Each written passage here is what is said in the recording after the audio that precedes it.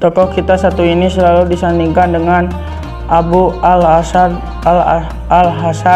al-Asy'ari sebagai dua tokoh besar madhab al-sunnah wal jamaah. Memang benar rekan jejak kehidupannya tak banyak diulas oleh para sejarawan terkenal seperti Ibnu Katsir dan Ibnu Khalkan, Ibnu Nadin dan Ibnu Athir dalam catatan-catatan sejarahnya.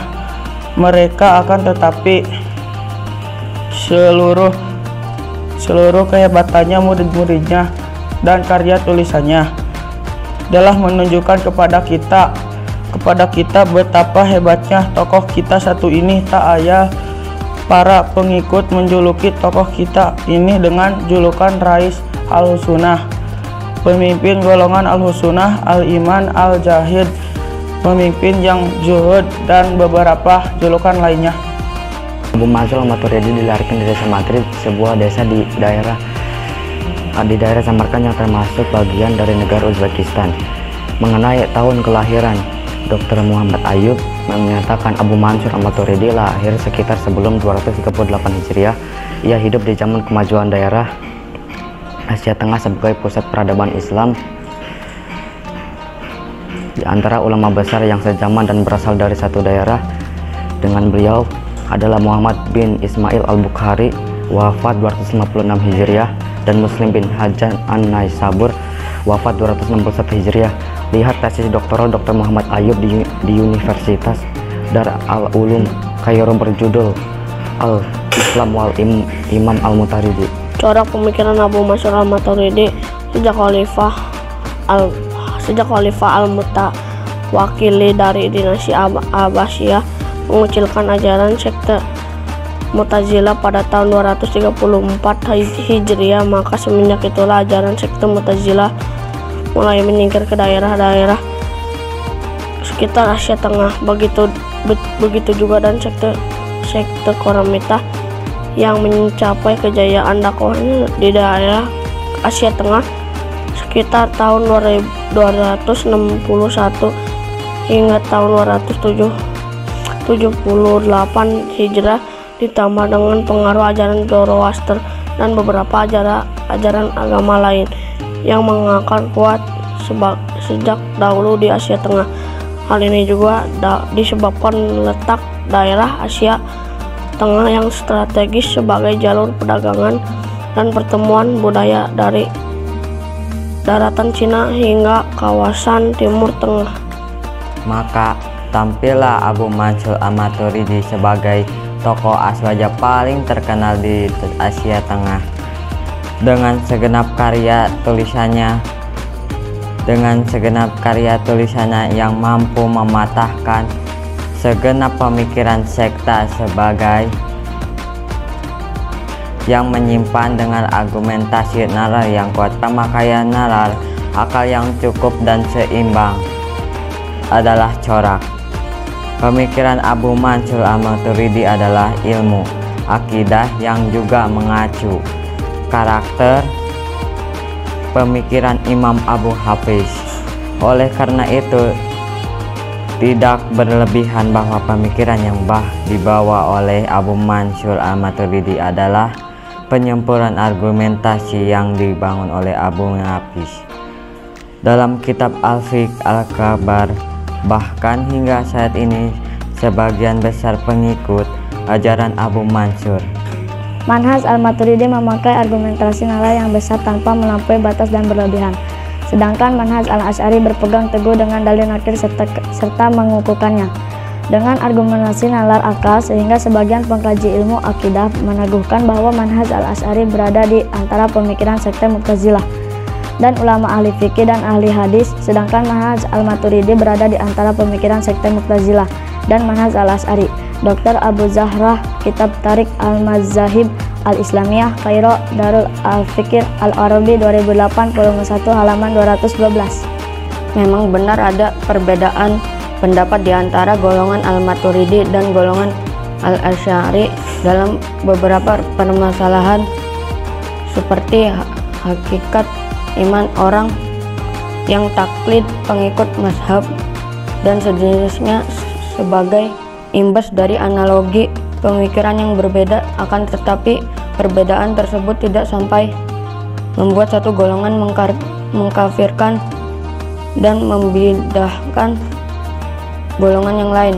Bahkan sebagian ulama pembesar mazhab Al-Asy'ari juga beberapa kali lebih condong terhadap pendapat Abu Mansur Al-Maturidi. Begitu juga sebaliknya. Sebagaimana yang dicatat oleh Mustalah Adin Mustafa Al-Kastali, wafat tahun 901 Hijriah, dan para ulama ahli tahqiq dari dua golongan Al-Maturidi dan Al-Asy'ari. Di antara keduanya tidaklah menisbatkan bid'ah dan sesat satu sama lain. Kitab Asy'ari Al-Kastali Al-Qaid An-Nasafiyah Baghdad, Maktabah Al-Musanna 1979, halaman 17. Sikap moderat dalam menyikapi akal dan nas juga ditegaskan oleh Abu Mansur Al-Maturidi dalam kitab At-Tauhid. Ia mengatakan agama hanya dapat dikenal dengan mendengar nas, nalar dan akal. Oleh karena itu, Abu Mansur Al-Maturidi memberikan batasan yang jelas dalam seluruh karyanya tentang penggunaan nalar dan akal. Dan ada kalanya akal harus tunduk terhadap nas syahid dalam Al-Quran dan hadis. Selain itu, Al-Maturidi juga banyak menukil pendapat Aristoteles tentang 10 dasar ilmu logika dalam kitab At-Tauhid. Hal ini menunjukkan keluasan ilmunya yang tak terbatas hanya meneliti nalar pemikiran sekete-sekete dalam Islam, tetapi juga meneliti perkembangan nalar pemikiran para filsuf Yunani kuno. Karya-karya Abu Mansur Al-Maturidi. Di antara karya Abu Mansur Al-Maturidi yang terkenal dalam ilmu akidah adalah kitab At-Tauhid, kitab Syarh Al-Fiqh Al-Akbar, kitab Al-Maqalat Al-Maturidi, kitab Bayan Waham Al-Mu'tazilah, kitab Rad Wa'id Al-Fushaq, kitab Rad Al-Usul Al-Khamsah, kitab Rad Tazib Al-Jadal, kitab Rad Awail Al-Adilah, kitab Rad Ala Qaromitah, kitab Aqidah Al-Maturidi, dan kitab Rad Ala Al-Imamah. Sedangkan karya monumental dalam ilmu tafsir Al-Quran adalah kitab Tawilat Al-Maturidi dan kitab Tawilat Al-Sunnah. Dan makna monumental Abu Mansur Al-Maturidi dalam ilmu Ashul Fikih adalah menunjukkan kita bahwa Abu Mansur Al-Maturidi adalah seorang pembesar ilmu fikih mazhab Manafi yang juga seorang ahli ilmu tafsir dan ahli ilmu qaidah. Abu Mansur Al-Maturidi hayatuhu wa aruhu la Akdiyah Tunisia Drak Atruk 1989, halaman 62. Sanad keilmuan Abu Mansur Al-Maturidi. Tokoh kita ini berguru dengan Abu Bakar Ahmad Al-Juzjani, Abu Nasr Ahmad Al-Iyad, dan Nusair bin Yahya Al-Bakr, wafat 268 Hijriyah, dan Muhammad bin Muqatil Ar-Razi, wafat 248 Hijriyah. Seluruh guru Abu Mansur Al-Maturidi bin tersebut mengambil sanad keilmuan kepada Abu Sulaiman bin Musa Al-Juzjani, sedangkan Abu Sulaiman bin Musa Al-Juzjani mengambil sanad keilmuan kepada Al-Qadi Abu Yunus, wafat 182 Hijriyah, dan Muhammad bin Al-Hasan, wafat 189 Hijriyah, yang merupakan dua murid terbaik Imam Abu Hanifah. Murid-murid Abu Mansur al-Maturidi yang paling mansur adalah Abu Qasim as-Samarkandi, wafat 342 Hijriah, Ali ar-Rustagni, wafat 350 Hijriah, dan Abu Muhammad Abdul Karim bin Musa al-Baznawi, wafat 390 Hijriah.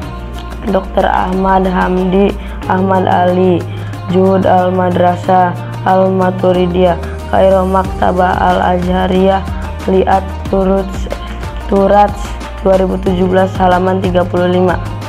Dikisahkan Abu Nasr Ahmad Al-Liat, salah satu guru Abu Mansur al-Maturidi, tidak pernah memulai berbicara di majelisnya sebelum Abu Mansur al-Maturidi hadir, dan tak kala Abu Nasr Ahmad Al-Iyad melihat Abu Mansur al-Maturidi datang dari kejauhan, maka ia akan menyambut murid terkasihnya dengan lantunan ayat-ayat, dan Tuhanmu menciptakan dan memilih apa yang ia kehendaki. Quran Surat Al-Qasas ayat 69. Ahmad bin Aud Al-Hazab Al-Maturidiyah, dirasatan wa tahqiqan Riyad Dar Al-Ashimah 1992 halaman 98. Akhir hayat Abu Mansur al-Maturidi, para ulama ahli sejarah sepakat mengatakan Abu Mansur al-Maturidi wafat pada tahun 333 Hijriah. Abu Mansur al-Maturidi wafat pada usia sekitar 100 tahun dan dimakamkan di daerah Samarkand. Ketika pemakamannya, salah satu muridnya yang bernama Abu Qasim Samarkandi menulis di batu nisan Abu Mansur al-Maturidi dengan sebuah pujian yang indah untuk sang guru. Ini adalah makam tokoh yang telah mencapai berbagai keilmuan. Dalam setiap nafasnya ia telah menghabiskan masanya untuk menyebarkan dan mempelajari ilmu. Maka terpujilah jejak langkahnya dalam membela agama serta dipetiklah buah-buah karya dan jerih payah dari seluruh umurnya.